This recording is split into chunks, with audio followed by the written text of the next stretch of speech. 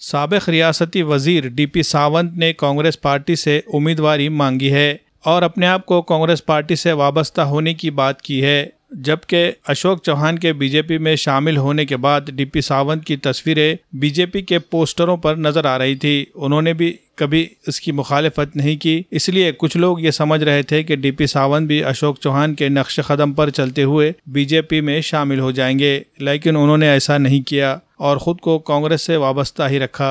अब इस बारे में साबिक वज़ीर आला अशोक चौहान से सवाल किए जाने पर उन्होंने भी इस बात की तस्दीक की है कि DP सावंत शुरू से ही कांग्रेस के साथ है, उन्होंने पार्टी कभी छोड़ी ही नहीं और अब वो कांग्रेस पार्टी से नांदेड़ शुमाल असम्बली हलके के लिए उम्मीदवारी मांग रहे हैं, तो इसमें ताज्जुब की कोई बात नहीं। अशोक चौहान ने कहा कि मैंने बीजेपी में शमूलियत इख्तियार करते वक्त अपने किसी भी साथी को पार्टी छोड़कर बीजेपी में शामिल होने के लिए नहीं कहा था, जिसकी जो मर्जी वो फैसला ले सकता है।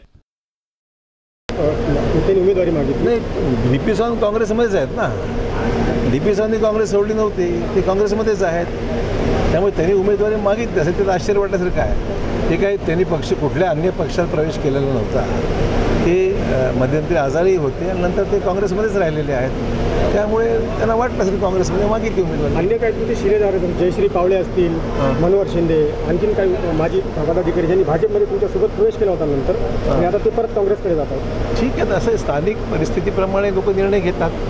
मी तुम्हाला सुरुवातीलाच सांगितलं होतं मी कुठल्याही व्यक्तीला त्यांनी पक्ष सोडून माझ्याबरोबर या असा आग्रह मी कधीच केला नव्हता।